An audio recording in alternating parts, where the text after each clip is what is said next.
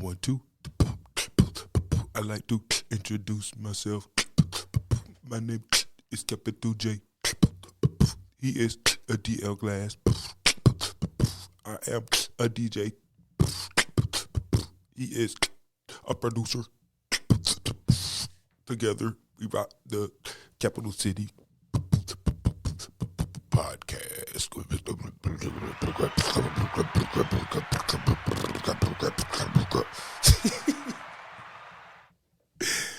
One time for your mind, it's the Capital City podcast. I'm your host, Capital J, and my main man is always alongside me. What's your name? DL Glass. Indeed, indeed. Guess what we've been doing, y'all? We've been at the movies. We've been at the movies, man. Mm-hmm. Yep. And now we get to sit and tell y'all all about it. Now, DL had this kick-ass idea. He said, hey, man, what about the hip-hop movies? I was like, yo, let's talk about them. Right. You know what I'm saying? And as always, we got to start in the beginning. We always start at the beginning, do we not? Yes, we do. So, hip-hop movies. Whew. We went back and watched Wild Style. Wild Style. Yep. I remember when, I was born in 1972. Wild Style came out in 1983. Now, I was 11 years old. Mm-hmm. I saw Wild Style on the USA Network. Late at night, they used to have this show called Night Flight, and they would play just all type of weird movies. Mm-hmm. You know, like I saw this movie called Fantastic Planet. It was dope, man. Soundtrack was dope. Cartoon movie about these blue giants that kept people as slaves. But that's the kind of stuff they show, you know what I'm saying? And they show Wild Style. Yes. You catch the occasional martial arts movie. And I was like, yo, this is dope. Because, but I saw that movie first at about 11, 12 years old. What's going on outside around you, and where were you? I actually saw that movie at my grandmother's house in Belle Arthur, North Carolina. It's right outside of Greenville. So basically Greenville. Okay. What? And I was staying over there probably, I was still living there in 1983. I was living with my grandmother. Did you see hip-hop around grandfather. you in Greenville? Oh, yes. My cousins across the street, they were back and forth to Connecticut all the time. Mm-hmm. And they had a cousin named Earl. My cousin Derek and Jermaine stayed across the street. And they had older cousin from Connecticut. No, not Earl, Bobby. And he used to bring the turntables down from Connecticut. Okay. And this is 82, maybe 82, 83. And every summer I could walk out. If he was down there, I could walk out my grandmother's house and hear good times, good times, good times, good times, good times. And I could actually see somebody DJing. Okay. So, and of course my cousin, he was coming to visit, my cousin Derek, he went on to DJ too, and just having that come right in this little country town and have that. And then you got a movie like Wild Style on TV. Right. I was very interested in hip hop from the absolute beginning because that's, I seen it. Right. And I was blessed to have been in the right place at the right time. Mm-hmm. I mean, and we of age. Man, we danced for real, you know what I'm saying? Right. Yes, Belle Arthur Breakers. B-boys to the core. You know what I'm saying? And at 11, you see what I'm saying? Okay. Yeah, and so the influence is already out there. I don't know if people from New York knew how easy it was for wanted it, anybody from New York to go to another town and they take that culture with them, it spreads like wildfire in that place. You know? And that's what happened. And this is around the era of Wild Style. And I'm glad that I had a chance to see that, Right. I'm glad I had a chance to see this movie, and I'm glad I had a chance to see a little bit of it live. That's dope. Yeah. Dope. Yeah. And then we went back and watched the movie last week. Right. And I'm looking at it from a new lens because back in the day, this is the early part of it. I want to be able to do what Grandmaster Flash did in the movie. And here's like we're in the middle of the country, a movie like Wild Style, so influential. We're out in the streets with mud clumps, maybe the size of little baseballs, but you could take them up from around the ditch, and then we would do graffiti in the street with the mud, because it would rub off like chalk when you mark with it. Yes. So we would have had the street marked up from his house all the way around the corner. We had graffiti covering the whole lane, what I'm saying, with mud. But that's it. Wild Style to help influence that whole culture all the way in a place where you could do graffiti with dirt clods. My uncle used to get so mad. He'd come through kicking, get this mess out the street. Hating. What's up, You know what I mean? Yeah. He couldn't wait for it to rain. Wash that stuff away. Right. But yeah. So we went back and watched Wild Style, man. And, was that the first time seeing the movie? Yes, it was my first time, yes. Okay. I had seen it, like I said, I saw it back then, but I hadn't seen it since then. Right. Maybe I watched it a couple of times in college. But it, you're talking about 20 years in between each time, It's like you turned me on to a piece of history. Yeah. And because I was under the impression for a long time that until what now, teen, that Beat Street was the first. I didn't know anything about Wild Style. Oh, word. Well, Wild Style wasn't even heavily marketed like that. Because that was like the underground or the it was crazy underground, indie man. one. Like I said, it was so underground that it was coming on Night Flight back in the day. Like none of the stuff I saw up there, I saw anywhere mainstream anywhere else. Right. Right. So and USA was famous for that for a long time. Anytime out there, 10, 11. Yeah, this was all night long. It would go from like midnight to 6 in the morning. You could just see all kind of, like they show videos too. Like I saw Rockbox, Run DMC Rockbox video. So I used to watch it on Night Flight. The first time I saw Video Killed the Radio Star, I think was on. They used to play stuff like that. She Blinded Me with Science. Right. Thomas Dolby.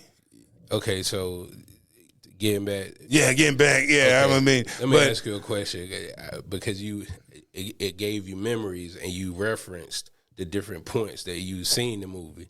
Right. Like with the next time I watched it, and the next time I watched it though, I was a DJ and could do some of the stuff that Grandmaster Flash is doing in the movie. The next time I sat down and watched it, I had been years in this and able to do the things that I saw in the movie easily, Okay. And it still was dope.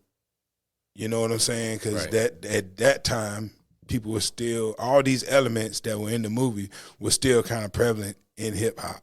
Mm-hmm. It was still this B-boy appeal. Breaking, graffiti, Yeah. Hey, and please do not make the mistake of calling any of this breakdancing.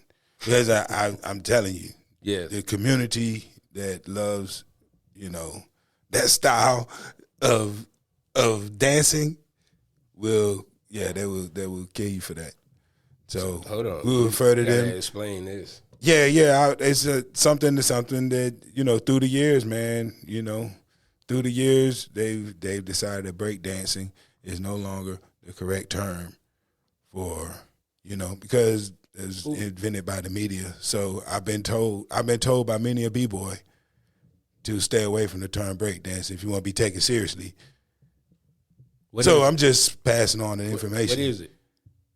Well, breaking is acceptable, but not break dancing.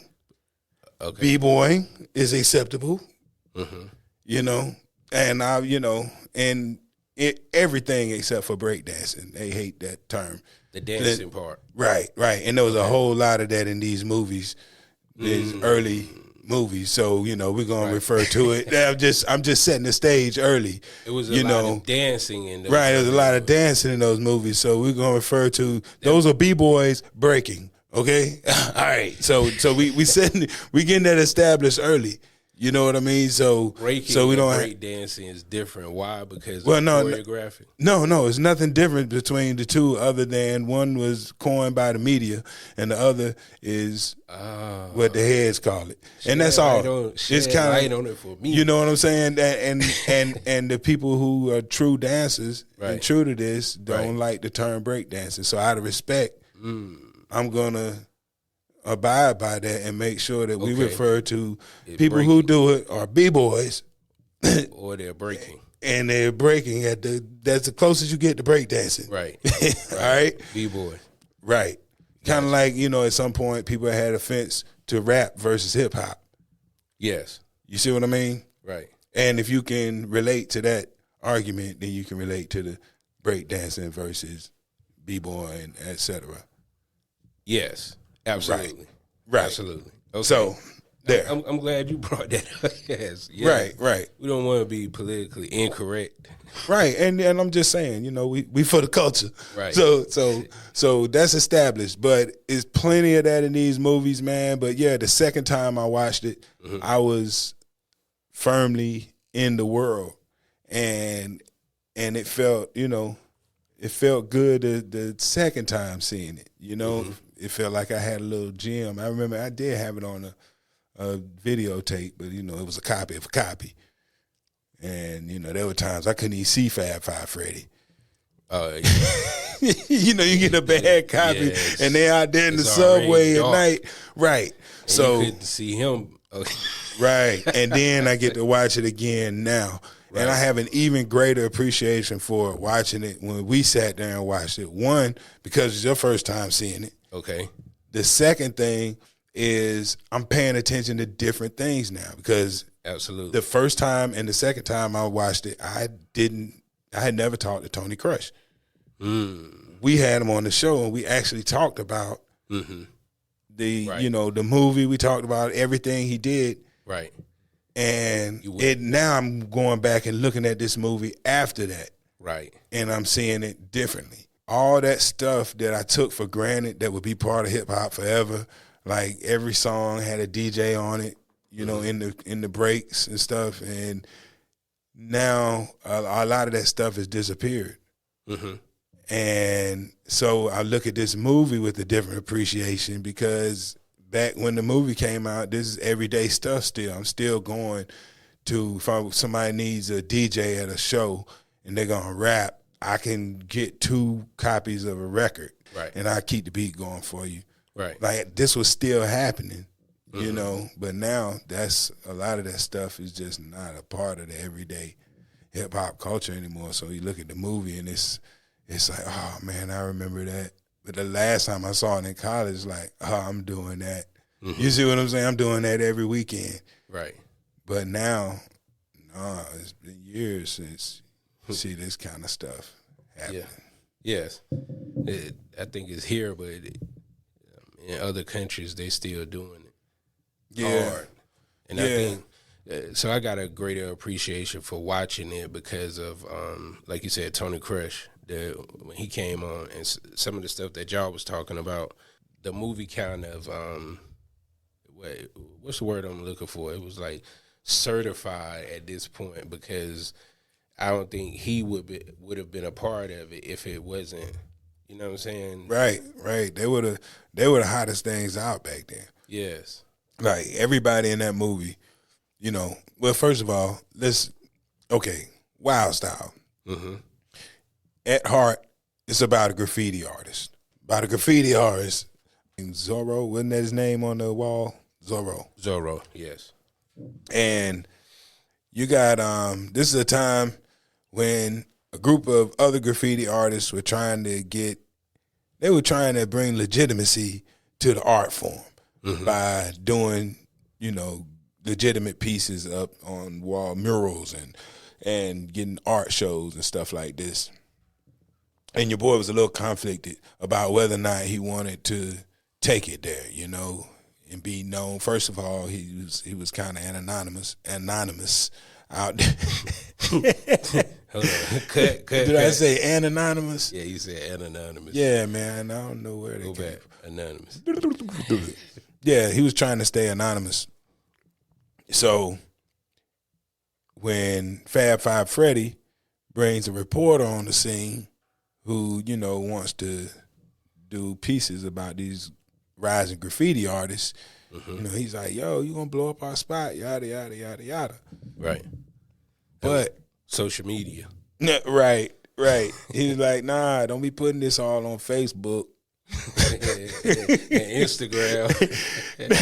Now the pictures. Now the chick that's the reporter. First of all, she an influencer. It's just she was an early influencer, but it's a blonde hair white lady. She kind of reminds you of the lead singer from Blondie, Debbie Harry. I used to think that was her before I knew, when I was 11. I was like, oh, it's Chick from Blondie, because they actually have Blondie Raptures played in the movie. Mm-hmm. And if you notice, she gave that shout out to Fab Five Freddy. Fab Five Freddy, spending his hand, my, flash is fast. But anyway, I digress. But I don't know who that is, but yeah, Debbie, the white girl that look like a porn star. Right. So that's the thing that bugged me out. First of all, she comes in the hood. She's gonna interview these dudes, right? Yes. Now the South Bronx, none of that gentrification if you live in the South Bronx right now, still you don't know this South Bronx unless you're a long time resident, right? But if you look at old movies and you see what the Bronx used to look like. You know what I'm saying? I had some cousins moved out of the Bronx down this way. He used to tell me, he's like, man, every time I get some boomers, they take them. I can't keep no boomers. So the Bronx was broken glass everywhere. You see what I'm saying? Right. And you see the abandoned buildings, abandoned apartment buildings. You see the broken windows, just shells of buildings everywhere. The things look like they've been burned out. Back in the day, in the South Bronx, it was pretty popular for people who owned those buildings that you couldn't do anything with. They need to be renovated, so they would have them burned down for the insurance money. And burn them up and never rebuild. You know what I'm saying? Right. And that's, that was a lot of landlords way out. And so what you saw in the movie was what the South Bronx really used to look like. So you got this white lady comes in, first it's the typical scene, the kids, her car breaks down. and this hood right here is a place, like there are a lot of places I don't want my car to break down. Even around here, you know what I'm saying? Right. But that, first her car breaks down and all these kids come over. And they probably about 12, 11, 12, 13. And their first thought is, yo, y'all get away from this car. But they end up being helpful, right? Yeah. So the cool thing, they all, she says, it sounds like they already knew that a reporter was coming because they was like, right? Because of so the buzz had already been spreading through the hood that there's a reporter coming to check out the graffiti artist because she said the unit was the name of the graffiti crew that she was going to interview. Right. And she said, well, I'm here to do an interview. I'm looking for a graffiti artist. She said, oh, the kids like, you the lady that's coming to talk to the graffiti artist. Like, well, I'm looking for some. It's like, we're all graffiti artists. It's like 20 kids. Right. So they pushed the car. And the thing that bugs me out, though, is that, you always have this image that the hood is super dangerous for white people. But you watch this white lady, and she's going through. She's never pressed. Yes. Nobody ever presses her. And I'm not saying that I don't let me think. I'm not want anybody to think in a million years that I think that in 1981 in that South Bronx that she would have made it 10 minutes. I think she would, but just because she was white. I don't know, man. And she wasn't there looking for drugs. I don't know, man. That was hey. I don't know. Like people say for a lot of places just because they white. I don't know, but that was a pretty dangerous looking area. You know what I'm saying? They definitely was. And the first thing that struck me is how she's all in the train yard at 3:00 in the morning. She's all at she's at the kind of parties where I don't know about the South Bronx, but I know right here in North Carolina, she's at the kind of parties where somebody would hand her a drink and she'll wake up the next morning. Sore. I'm not laughing about, and I'm not by any means saying condone or making light of these situations, but she's at those kind of shady parties and she don't, first of all, she's by herself. She don't know nobody except for Fab Five Freddy. He ain't trying to be funny or nothing, but Fab Five Freddy talks so slick all the time that everything, you think about all the years he hosted MTV Raps. Right. You know what I'm saying? That dude sound as slick as they come.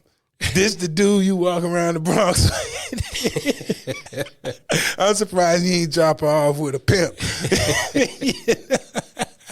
If she was there looking for drugs, any of that I don't, you ain't even gotta be looking for drugs. She's just out there walking around with Fab Five Freddy. This dude is plugged in though, so Fab Five Freddy keeping her, she got a hood pass for the night. Yeah. So she is all over the South Bronx. Everywhere. Now I will say this. Once she got to the party, where brothers just dancing, listen to the hip hop, I think it would have been all good at any point because, there's always been a certain amount of love at a true hip hop party, man, is always open to everybody, man. Absolutely. Man. And we made, jokes about it, but she was an influencer for real. Like she wrote for the magazine. And and I started this by saying the hood already knew she was coming, so they gave her a pass from the jump. That means, and so that we just looking at this stuff behind the scenes that we know as a culture that if them kids knew she was coming, those kids would probably take her sneakers. If somebody else had said, "Hey, yo, we got a reporter coming through here, yo, don't mess with her." You know what I'm saying? Right. The kids like, "Ooh, look what just pulled up." She said, "Where's the phone?" He said, "About 4 blocks about 4 blocks up." He said, "That one probably don't work though. You might have another one." Oh. Like, leave the car. Yeah. She's like, "You guys better not mess with this car. I'm going to call the cops. Where's the phone?" That's what I'm going to call the cops. Where's the phone? She Karen. She was like Karen. Yeah. So, but it's cool though because, she hooks up with Fab Five Freddy and he is actually the plug. Yes. Like Fab Five Freddy is the man. Right. You know what I'm saying? He's handing out passes. So, Busy Bee was very heavily featured in this film too. It was the main MC. Okay. Yeah, right. Yeah. Yes. Like he was spitting. Right. If there was, like, you have to know that your boy, what's his name? I'm gonna get his real name, Lee Quinones. I think he's a real graffiti artist, but he was heavily featured. The movie is about him, but as far as rappers go, Busy Bee is the main feature. Right. And as far as DJs go, Grandmaster Flash got 5-10 minutes to just get off in his kitchen. Yes. So that's it. That's your main graffiti artist, your main MC, and your main DJ from the very first hip hop movie. It's Grandmaster Flash, Busy Bee, and Lee Quinones Yes. Who put it all together. as Zorro. And these are the people that have been and you can't forget, I guess, the main dancers. You know, you got Rocksteady crew is all over that movie. And it's funny, you see, man, like Crazy Legs always stands out to me. You know what I'm saying? And and he, you know, so Rocksteady crew is featured. Cold Crush. Yeah, Cold Crush MCs, definitely. They had a feature, but you know, you just Busy Bee got so much personal screen time, and there's the fantastic, golly, who was that? The Fantastic. So is it the Fantastic Four? I don't think they had a name. I don't think they had a number in their name. It was just the Fantastic or something like that. Back then. Fantastic versus Cold Crush. That was the other group. Yeah, I can't remember. Yeah. Yeah, but these people right here, like, you know, if you make a Mount Rushmore, you know, of movie hip hop appearances, you know what I'm saying? Like later when Breaking came out, we get at that later, but you know, Ice-T was every time somebody's rapping, it's Ice-T. You know what I'm saying? Right.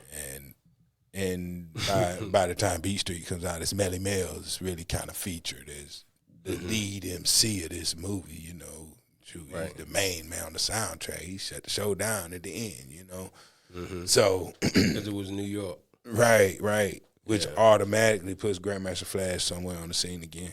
Yeah. But when we get to those, man, I got some stuff. But there are a lot of good MCs in that movie, man. Lisa Lee was in that movie. She was doing her thing. It's the girl. The twins.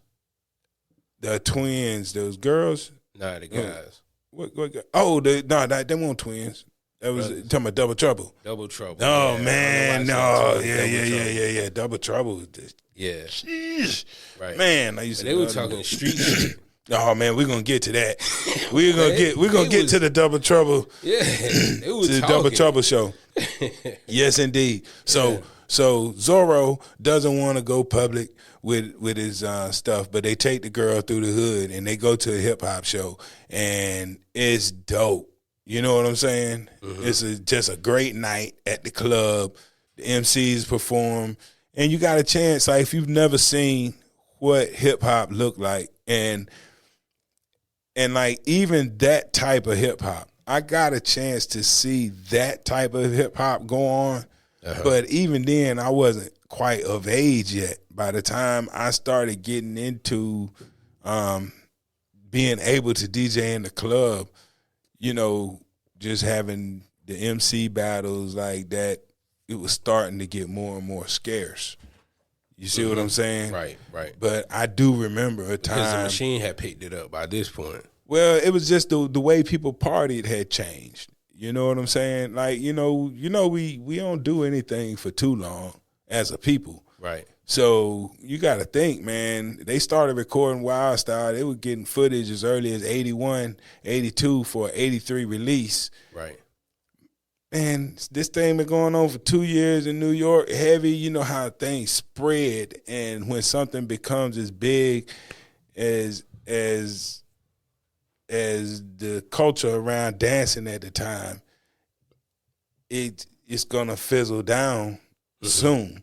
Right. So by 85 parties, you know, let's say, 85, 86, you start seeing less and less B-boys in the crowd waiting to turn it out. You see what I'm saying? Okay. But you go back to 83, 84, you would literally,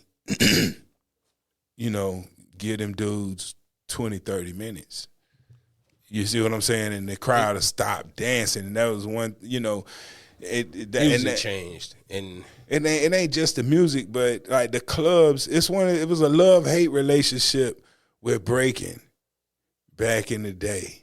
Okay, give me a little bit. And I think that it's cool to see, and it had to, it worked best at its heyday, because that's when you had the majority of the audience willing to stop the party long enough to let a few people dance instead of everybody dance.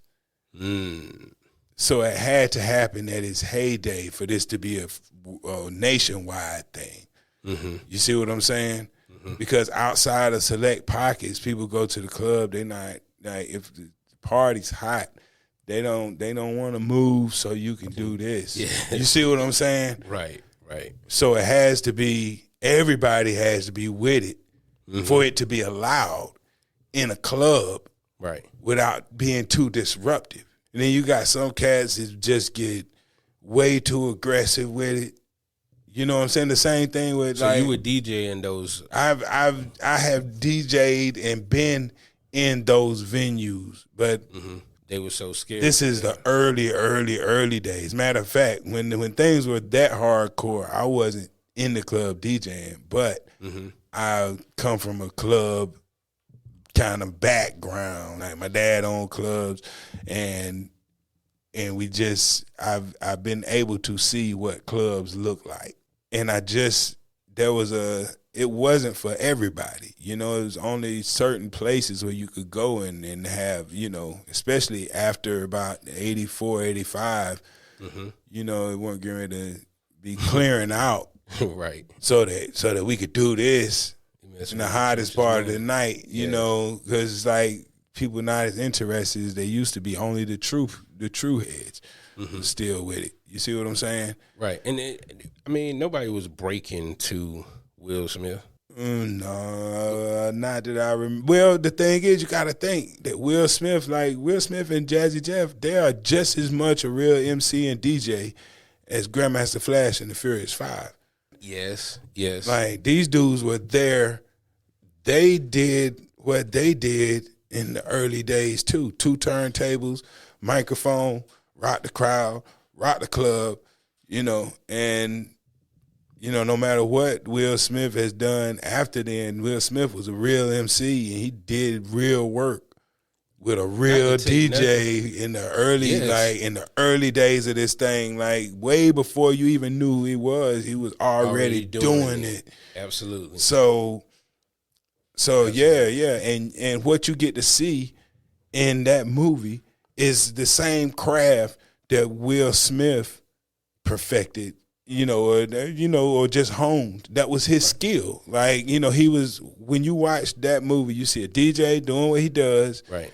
And then you see the MCs come enhance what the DJ's doing. And if you go listen to He's a DJ, I'm the Rapper, and listen to their live performance they recorded and put on that album. That live performance is from years before the album dropped. Right. It's from like 1986. Right. You see what I'm saying? But it was put on the album in 88. So you go back and listen to that, and you hear how polished that performance was. You know that was going on way before 86. I'm glad you said that, because that was one thing I told you about in the movie, that everything, all those scenes, the breaking scenes and just the whole club scene, it just looked so polished. That It had to have been around for a lot longer. So you thinking if they're recording in 81, 82 and dudes are this good at what they're doing, imagine how long they've been doing it already. Absolutely, right. So, That's we keep crediting hip-hop to, that's why Tony Crush said, hip hop goes back to, they say 72, 73. That's what, like that's the birth date. It goes way back into the early 70s. Right. So we don't hear a rap record till King Tim III in 1979. You see what I'm saying? Then you had the Sugar Hill Gang and Curtis Blow. These are like the first 3 real rap records that I remember. King Tim III was just it was by a group called the Fatback Band. And they just, it was a rap song. And it was really the first true front to back rap song. Okay. But it wasn't by a rapper. So there's nobody really counts it, Right. Kind of like there's been plenty of kind of songs that would fit that category that you could say go back to this late 60s where dudes are rapping, but they're not rap songs by rappers. Sugar Hill gets that credit because they put it out on wax, but Grandmaster Flash had super rapping back then. That was probably the same. I don't even, there could probably be an argument somewhere about which one came out first. You know what I'm saying? Mm-hmm. But these are some old records. But hip hop has to have. Yeah, this stuff had been going on for a long time. And it took years to get on wax. So you just wonder how much hip hop did we miss through the mid 70s, late 70s, 77, 78, you know what I'm saying? Because anybody that's this good in 81 was probably working on it in 79. Mm-hmm. Absolutely. You see what I'm saying? Grandmaster Flash can do all this with the turntables now. How long has he been doing this with these turntables? Right. Right. I mean, it took me a few years, and I can honestly say, I know some people be like, years to learn how to DJ. I just got my controllers and I'm pretty good at cutting and scratching right now. Well, yeah, try that with 2 records. Real records. Yeah, and be standing there in front of people that'll haul your ass out of there for making the record skip while they dancing. Right. You try to cut something back to back, it's different. You know what I'm saying? Yes. It's like when you know that you grab that little controller and it ain't gonna skip. Right. You got a whole lot different type of confidence. Absolutely. But when you see Grandmaster Flash up here, and he wasn't even cutting on 2 1200s. I think he had the what do you call those? There were these straight arm turntables that everybody. They were Techniques though, but he was there. And there's some classic turntables too. They're the first turntables that DJs could really use to cut and scratch, where the plate wouldn't slow down. So you see Grandmaster Flash in the movie, cutting and scratching. And it's like, yo, like in the 70s, in 1981. Maybe you had gone to a party and somebody's doing it. You want to go home and do that on your turntable. You go pull that joker backwards, and then you go, and no, it don't mess the record up. You taking that turntable to the shop. You see what I'm saying? Okay. Because every turntable ain't built to spin back, and then the next thing you don't like you just don't know how to do any of this stuff. Right. So seeing it on this movie for the first time, it showed people who were not in New York how to hip hop. You see what I'm saying? Yes. It was the first time that I saw how to do this. I learned how to rap, how to do graffiti, how to dance, how to talk, everything. It was all there. Right. So that was it. Like, how do you rock a party with an MC? Like, literally, when I think about the way that we used to practice, I'm talking about 85, 86. Right. I'm actually practicing maybe 87 even. I'm practicing rap sets with Darrell Malone, and folks looking at me like, I remember this girl said, who y'all think y'all are? Run DMC. You see what I'm saying? Because it's not even any, imagine dudes rapping today in high school. People are like, okay, let me hear what you got. It's on SoundCloud, this and that. Back then, it was unfathomable that we were even thinking about doing this. Yes. You see what I'm saying? Right. So, but it was so against the norm. Yeah, but I had picked it up from Wild Style. I had seen Wild Style. My eyes had seen the glory of what it looks like, what it's supposed to look like, what it's supposed to sound like. Right. So I was hooked, man. I was like, from that point on, I knew since I was 11 years old I was going to be involved in hip-hop. And it was because of that stuff you saw in the movie Wild Style. It's crazy. You know what I'm saying? Wild Style did that for you. And during the same period, Scarface was doing something different to somebody totally different. Right. And you know what? I had an older cousin tell me that Superfly did it to a generation. Yeah, a lot of people thought they were gonna live the Superfly life, Straight the machine. The machine has been getting people for a long time. But look, so then your boys all conflicted, and he gets commissioned to do this artwork piece. You know what I'm saying? 'Cause the movie, honestly, the movie don't have much plot to it, and they go all over the place. But I'm kind of glad that they do. Like, if the director was focused, we wouldn't have gotten all those great hip hop scenes. Right, because it was all over the place. Like, I mean, the movie, there's 30 minutes of straight hip hop in that movie. Like, 30 straight minutes. Like, if you just edit, you can edit the movie out of the hip hop. Yeah. You see what I'm saying? I mean, really. And it's crazy when you say straight hip hop because it wasn't one thing. Nah, you got B-boys, you got MCs, you got DJs, you got graffiti artists. Everything is in this movie. And they get way more screen time than the plot. Right. Hip hop is the main character. Yes. You see what I'm saying? Like, it's almost like the movie is an excuse to show us what's been going on right under our noses with hip hop. So if you take the movie out of there, you take about 30 minutes. The movie ain't but an hour and 20 minutes. Right. You know what I'm saying? I mean, you take about 30 minutes of plot out of that movie and you got a kick-ass show. If you try to watch the movie on just regular on YouTube, right? That's all you're gonna see is hip hop scenes, like 5 minutes no dialogue. You could take 5 minutes of straight just watching subway trains go by with different graffiti on it. Yeah, 5 minutes of that. You got another 5 minutes of watching dudes draw graffiti with spray paint. Right. Yes. You got 5 minutes of Grandmaster Flash, maybe 5-10 minutes of just Grandmaster Flash in his kitchen cutting it up. You know what I'm saying? Yes. You got different angles. You got 5, 10, 15, probably 15 minutes of Busy Bee freestyle. Yeah.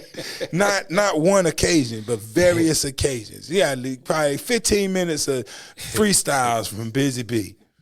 You know, you got one that he did in the middle of the, like, that's the other thing. Folks just be hanging out as raggedy, like you see a crumbled up apartment built of bricks. It looked like a bomb went off in the middle of the street, and everybody just standing out there right in the middle of it, listening to Busy Bee rap. Right. You know what I'm saying? You remember we talked about that one of the first episodes. Yes. Everybody want to take their pictures in the South Bronx or up on some abandoned buildings back in the day. Right. That's crazy. That was so much of a cliche in hip hop. In New York hip hop, to see abandoned buildings, burned out buildings in the background was just as cliche as watching a dude acting like he in the kitchen. Now, like, you know, you see a picture of a dude, an album cover, standing in the kitchen. Like he whipping up. Like he whipping, right. Right. That is the same cliche. I'm standing in the rubber where I'm whipping in the kitchen. Right. That same thing. You know, it was showing you how hood I am. It showed you the real. Yes. You know, even when the movie looked like it had a budget. You know, it ain't like they just went out there with a camera and started shooting this shit. I wonder what was the budget. They had a budget, and I think they pretty much stayed with the one character, which made it kind of all stick together. But otherwise, it was like you said, a lot going on. But that's the creative part of it, though, right? Yeah, like I said, if he had been more focused, man, we wouldn't have gotten as much hip hop. Like, it felt like a vehicle for hip hop. You know what I'm saying? And it was a great vehicle because, like, there was absolutely no reason to stay on them scenes that long, other than you just want to show how dope this is. Right. You know? Like you said, it was a vehicle. Media, man. It was the damn media. Now, and now the big piece that he got commissioned to do at the end was for this big concert they were putting on, and all the MCs trying to come together and do their best performance. So it was dope because the movie is centered around this event too. Because just as much as you got the plot about the artist being, you know, kind of in conflict about whether you want to be public or not, you also got this big event, this big hip-hop event coming up, and you see individually all the crews are sweating this event. You know, like, we get to this event, you know, and the whole community's buzz, like, yo, this is going to be big, yo. This going to be this going to be the one. Everybody's going to be here. So you got Cold Crush, Fantastic, what's the brothers? Double Trouble. man, they gave the other people's names, man. I don't want It was to just so discredit many nobody, people. but there was some They showed real everybody. good, yes, some real good artists in there, man. Yeah. Let me see. Everybody who took time, it seemed like they got some screen time. Right, and that last concert at the end was dope. Now, the group Double Trouble. Let's get on Double Trouble for a second. Yes. Everybody's talking about the gangster image in hip hop. Mm-hmm. Double Trouble. We see them now. The stoop rap from Double Trouble it's a classic. Absolutely. You know what I'm saying? Them sitting on the step. Here's a little story that must be told. Right. That is classic, hands down. Yes. You know what I'm saying? If you have been listening to hip hop for any length of time, you've heard that before. Here's a little story that must be And they talked told. about everything. Yes, Guns, these drugs, dudes, right, women. right. They talked about it all. They did not talk about it in the sense of this is poverty. No, they talked about it in the sense I got my fucking gun. I will bust you in your face. Well, these dudes came on stage dressed like Scarface style gangsters. Yes. Like, Al first of all, Capone. they came on with a theme. They were themed. Al Capone. Al Capone style with the hats, and they had one dude had the Tommy gun, Right. and what the other dude had? DL What he had? Oh, the two pistols. 2 pistols, Yes. and they weren't matching. They won't match it. Yep. I forgot about that. One was part. like a Colt 45, and the other was like a 357. Wow. Absolutely. And that's how they came out on And stage. that's how they came out on stage. You talking about some gangster-ish. Want to talk about trap music. this is Dope boy the trap music. right here, man. So that's MOP. Right. But yo, that scene was dope, man. You had oh man, like I said, Rocksteady Crew. It's always, man. It's always dope when they're in the movie, man. And another thing that I noticed in the movie was not too many people was trying to do stuff for free. The graffiti artists, they were doing stuff for free until they got recognized to get paid to do something. So they still were looking for the bag. Oh yeah. Everybody's trying to get a bag. Yeah. But I ain't hear none of the MCs talking about money though. Well, nah, Busy B, What? Busy B, yeah, Busy B, yeah, no, it's all about the money. What? Which was surprising to me too. Yeah. You know, because I thought this was something that came along with different times in hip hop. No, this was already Well, there. here's the thing though, Busy B, like you gotta think about what an MC used to be too. MC used to be an asset to the party. And Yes. and then almost an extension, like the DJ is doing his thing, the MC is too. And it's a little bit different. Like MCs still rock with DJs today, but it's not the same as what a Busy B used to do, Dougie Fresh. You know what I'm saying? When you hear them, Will Smith. I don't think you have. Like, do you really have MCs nowadays? Or do you have the best rapper? Well, no, you have MCs at parties with DJs. You know what I'm saying? Okay. Like, and some guys, guys are good. You know what I'm saying? Like we talked about me and Waleed. We were talking, and we were talking about how I wouldn't let nobody touch the mixer Right. unless they were a good MC. Waleed was good. He's good at a party. My man Tap Money, Kyle Santillan. Like he brought up Fendi. Fendi is dope at a party, so he's a good MC for a party. Right. And it's not the same as a rapping MC today, but back then, those are MC skills. Okay. You see what I'm saying? Like, yeah, rappers make records, but they could also come into the party and compliment the DJ.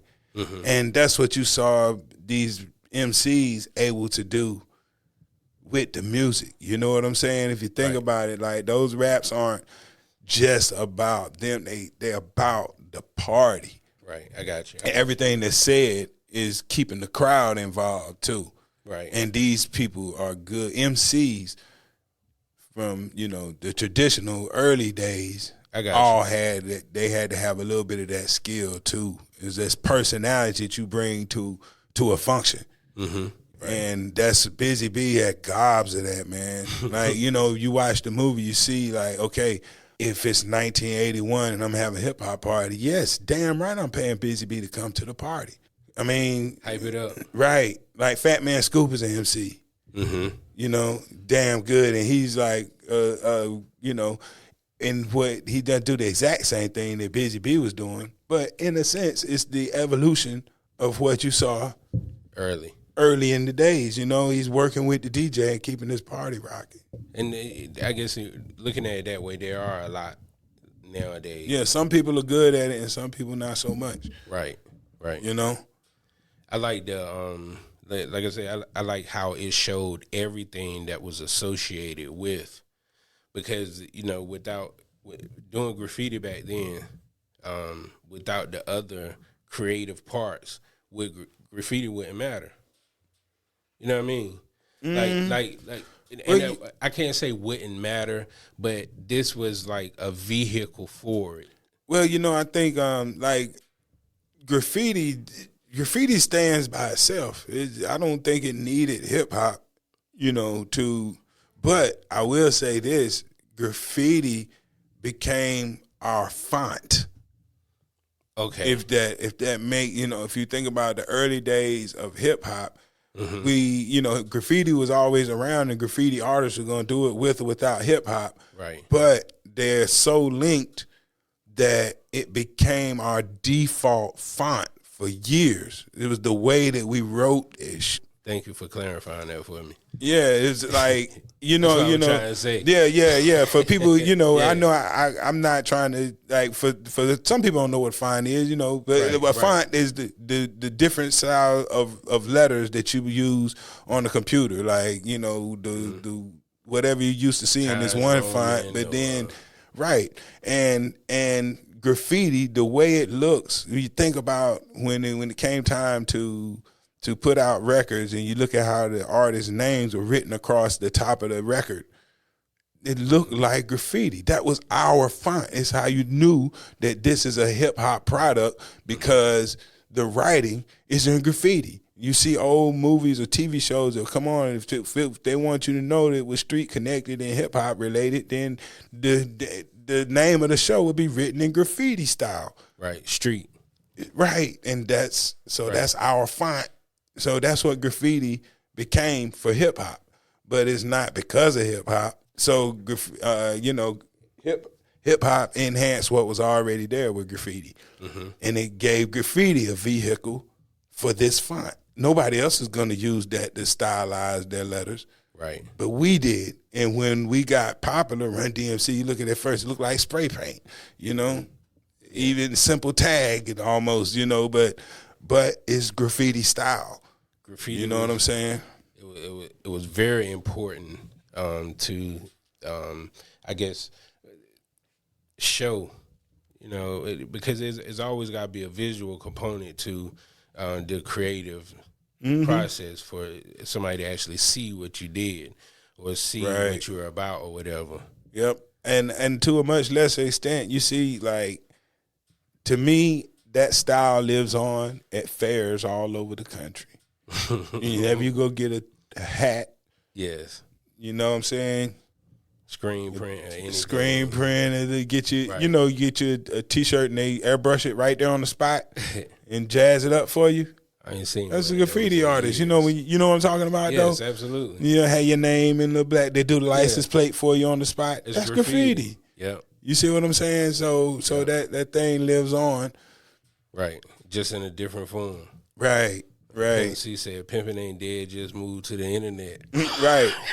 Right. But Wild Style, man. Yes. Wild Style showed you everything. It was the blueprint. It was such an important part to this culture, hip hop, that they had to try it again. Yeah. B Street. Yeah. Came right back. You know what I'm saying? Yeah, but hey, told the story better and with better, I guess, resources too. Yeah, a little bit more resources, you know what I'm saying? Yeah. A little more Hollywood, but then Hollywood really took over when they came to breaking. Yes. Like, golly. Like, Wild Style was, they kept it by the street as they could keep it. Yes. And when I seen old buddy with that triple belt on and the crop top, oh, my God. I was too through. I was like, I can't really watch this. Yo, man. Oh, man. Yeah, Ozone, my goodness.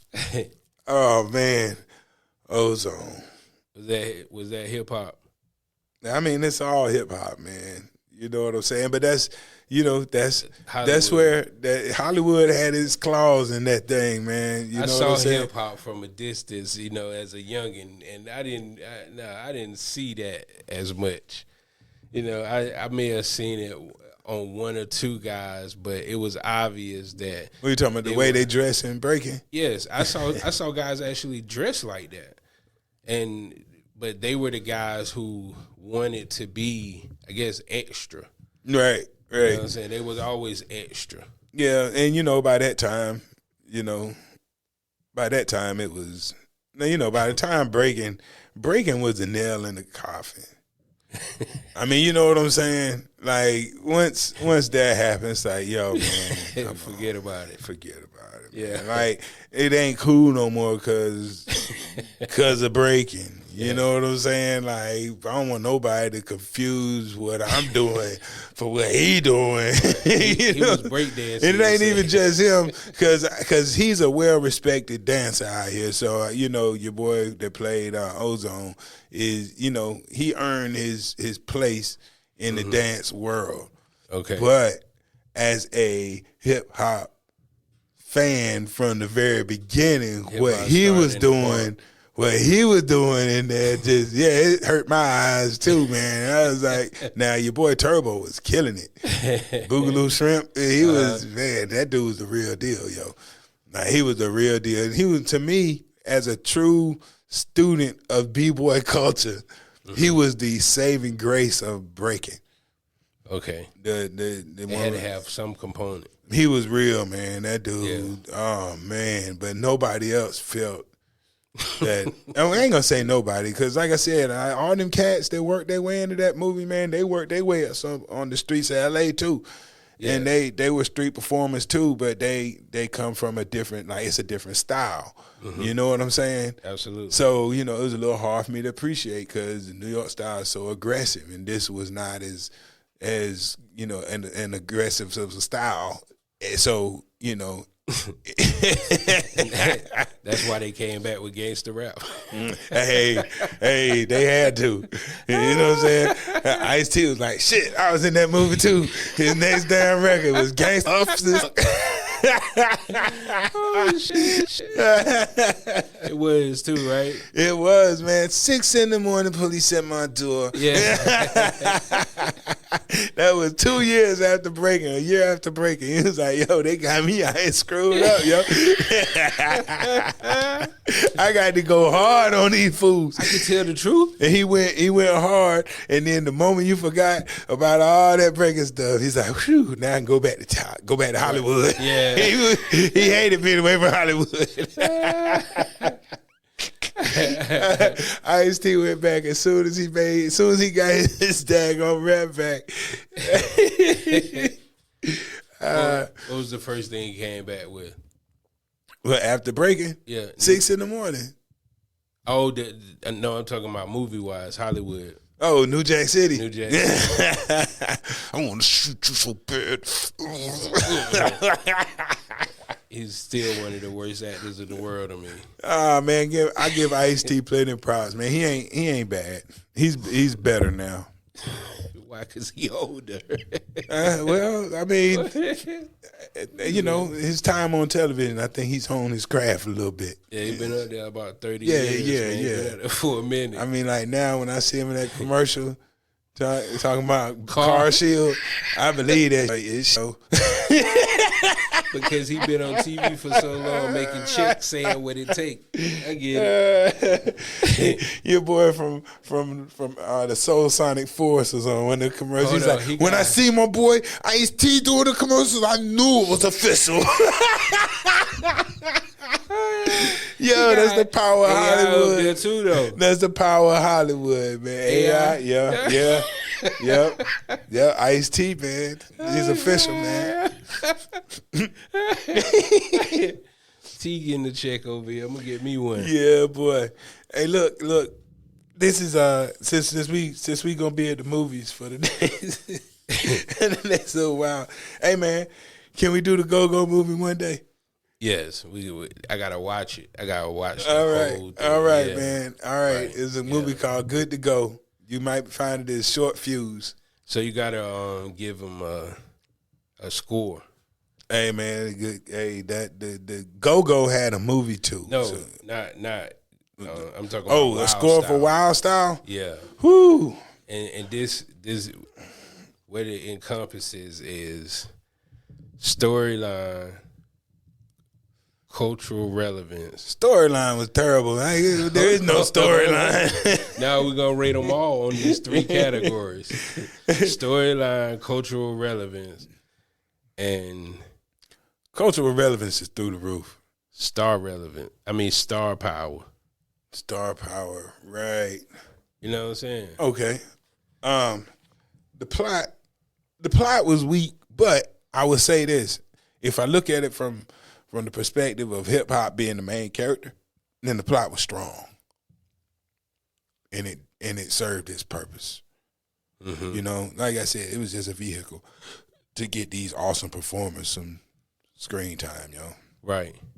And it served its purpose there. I don't care what the story was. Maybe that's why You know it what I'm took 2 saying? years. Right. Yeah, because it wasn't a great story. Mm-hmm. You know what I'm saying? Right. So Acting wasn't great. 1 to 10, what'd you give them? The actors, what the whole movie? I got to give the whole movie a 10 just for what it did, but as a film, not we're gonna take out the culture, the cultural influence. Like I said, is just through the roof. Right. So it's such a cultural icon. Okay. It's kind of like Texas Chainsaw Massacre. Is it a great film? No, but it's such a groundbreaking film, and this is where Wild Style stands right now. Okay. It's the first, Right. and it gives us a glimpse into something that we never seen before. Mm-hmm. Kind of like Sweetback's Badass Song. One of the most awful movies I've ever seen in my life, but it goes down in history as the first blaxploitation film. You know what I'm saying? Produced by Melvin Van Peebles. Even had his son in that movie. Mario Van Peebles in that movie having sex with a grown woman at like 12 years old. That movie was awful, yo. He was probably traumatized. Wow. What's the name again? Sweetback's Badass Song. But since that movie was the quote first black film, of the era of blaxploitation movies, Superfly and all that came after. Okay. So people are always looking back at Sweetback, but it was a terrible movie, man. One of the worst movies I've ever seen in my life. And I'm not even pulling no punches, man. That movie was terrible. Wow. But I can only imagine how many people are like, man, I don't care how terrible that movie is. It's produced by us, starring us. Mm-hmm. The hero is us. You see what I'm saying? Right. And these types of movies weren't being produced, and he did it. So he gets the spoils, or he gets the reward. He's the guy that did it. So Sweetback will always have a place. As Wild Styles, Wild Styles 10, man, now. But as far as a movie, if you're just watching it and you're not watching it for the culture, you don't even need to waste your time with it. You know what I'm saying? I mean, just straight up. Right. You know what I'm saying? I'm just being honest. Okay. You know what I'm saying? If you ain't watching it for the hip hop, yes, man, don't trying to watch that. I mean, don't even waste your time. Yeah, I get it. I mean, I thought the movie was trash. Well, when I say trash, oh man, hold up now. No, you gotta watch it. You gotta watch it vernacular. Don't ever use trash to describe Wild Style on this show. I'm saying that for everybody involved. Okay, you might as well take your ass to a crowd of people and say, "What y'all doing? Break dancing?" Do not say nothing trash about Wild Style. I got different eyes than what you have. You know what I'm saying? Cultural relevance, yes, through the roof. Because it taught me a lot. Like I said, I recognize a few names that was in it as pioneers and, the folks who started this thing. So I got to tip my hat off to that. But, to be honest about the movie, like, yeah, the movie was trash. Like, the quality of it, the storyline, it was kind of hard for me to keep up with the movie. If it wasn't for you having seen it a few times. Yeah, so I can explain. Yeah, see, this is the union. Right. See, I need a narration on this to keep up with it. Right. But, that's how most things start, and I think that's was his start in the movie business. I think it was dope that looking at where hip hop started as an art form, and look how many different shapes it's taken. And, like music, movies are like the biggest two right now. Mm-hmm. And to see that early on that this was going to grow into what we see now and how the importance it has on the world. So, Yeah, that's the first place to see it, man. Yes. That's crazy. Go back and watch Wild Style. Like, it'll help explain a lot of things. Like, for one, a lot of you have parents, like some of these, like your grandparents, you think these are your grandparents. Some of your grandparents were hip hopping. Right. At They these absolutely were. early days like that. You know what I'm saying? Right. Like, For real. And they still fans of it. right. You got a grandmama somewhere that probably was one of Busy Bee's hoes. Oh, damn. I'm just joking. Your grandma, yo. I'm just joking. But You I'm just saying it could be, you know what I'm saying? And you sit here looking Right. and she like, baby, I remember when hip hop first started. I remember that Busy Bee, he was something else on the microphone. You know what I'm saying? Yeah. And you sitting there looking at it one way, they did the same thing you did. They helped pioneer this thing. Right. Because a lot of people in that movie, like, it ain't just like, think about, you talking about Kool Herc, like, he was DJing in the 70s, like early 70s. It shouldn't be a question if Fat Joe can use the word nigga based off this movie. You said, you heard it plenty in there? Yeah. out of all the Puerto Ricans. Well, no, not only hearing it, but I'm just saying that because hip hop they've been there since the beginning of it. Hey, I don't like, hey man, like, in New York, minorities, they're all minorities. You know what I'm saying? Right. Like, if you're not white, you're brown. Right. You know what I'm saying? some shade. Not the traditional Latino brown, but I'm just saying, to most white people, and I think there's a unifying feeling amongst minorities in tight knit places like that. It's like, look, we all live in the same building, we get treated the same way, we make the same Absolutely. money, and we work at the same place. And Right. guess what, my knuckle? He can use it in his music, man. They've been around. Nobody's trying to take nothing from nobody. Is my point. Yeah, You know what I'm saying? Oh, Nobody's definitely, trying to take definitely in hip hop culture, man. Puerto Rican, like, come on, man. Yeah, Like, yeah, there's always Puerto Ricans. They're like, think about it. In each one of these movies that we'll talk about through this little series, you're gonna see Latinos in every last one of them, heavily. has to be. Always. Yes, Always. Right. So no, we don't own this culture. It's hip hop owns it. yeah, hip you hop. are of If hip-hop. you are of it, and which I think it's something we need to have a talk about that, man. I think is the Latinos' influence in hip hop's early development, I think is way understated, yo. Like, especially for hip hop to be recognized as kind of a black thing, Right. if they're you know, I guess that's why, you know, I look at a lot of this. There's a lot of Afro Latino and Latinas, Right. but just in general, when it comes to hip hop, I don't think that there is too much of there hasn't been a real separation made between the Latinos involved in it and the black people who made it, because there's not a separation in the way we listen to it. Like, you know, Fat Joe, you know, I'm not listening to Fat Joe because he's, you know, Puerto Rican. I can imagine a lot of people who like hip hop, Puerto Ricans who like hip hop, you know, they listen to Fat Joe, but they ain't just listening because he's Latino. They proud of him being Latino, yes.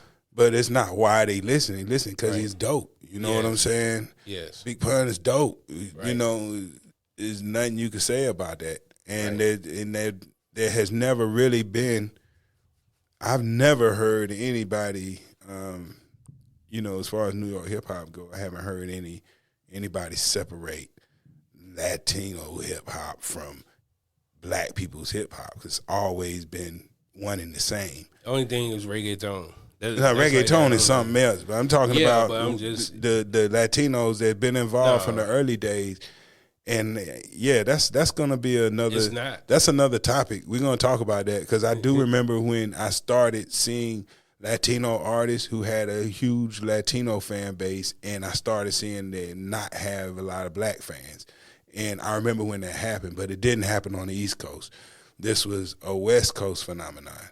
There's one who he came across my screen one day because he said that he wouldn't sign to a QC or 300 because he didn't want to work with black people. What? Yes, but he got a following. I can't remember his name, but he's got a following, like a couple million on his team. Well, that was like, but yeah, for if you no look at other reason than because he don't want to work with the black. Well, I think too, you know, in a place like New York, we look at where Wild Style and Beat Street, and we look at the Latinos in that they are, you know, even when you look at movies, they're together. Like there are those ghetto people, and they are when they are looked at in movies and stereotype, the Puerto Ricans and blacks are lumped together in New York. But on the West Coast, there's more of a separation between the blacks and Latinos. Like when there's a movie, it's either about the Latino gangs or the black gangs, and they always separate everything. But in New York, when you know, there's always a diverse set of, you know what I'm saying, set of people who are getting the short end of the stick, and they're always lumped together, even in the media. Except in prison. right. Yeah, Everything's segregated in prison, right? I think that's what Old Buddy is doing is prison. I think he was locked up for a minute. Who? The guy that I'm talking about now who said it recently about not working with blacks. Oh yeah. Probably so. But he's a rapper though. Yeah. That's the part that got me. I was like, but you're a rapper though. Well, you said, like you said, you saw what it looked like back in the day. Yes. So we're all in this together, man. Wild Style. I just gave it a 10 for its influence because it's so much influence. It made me forget about that. You know, if not for the hip hop, man, I don't think there'll be anything to. You know, I'm not trying to trash the movie. I'm glad they did it. I swear to God. You said trash. I said I'm not trying to trash the movie. You already trashed the movie because you said it was trash. I just said you said trash and Wild Style in the same cities. So you said, but I didn't say Wild Style. I said the movie.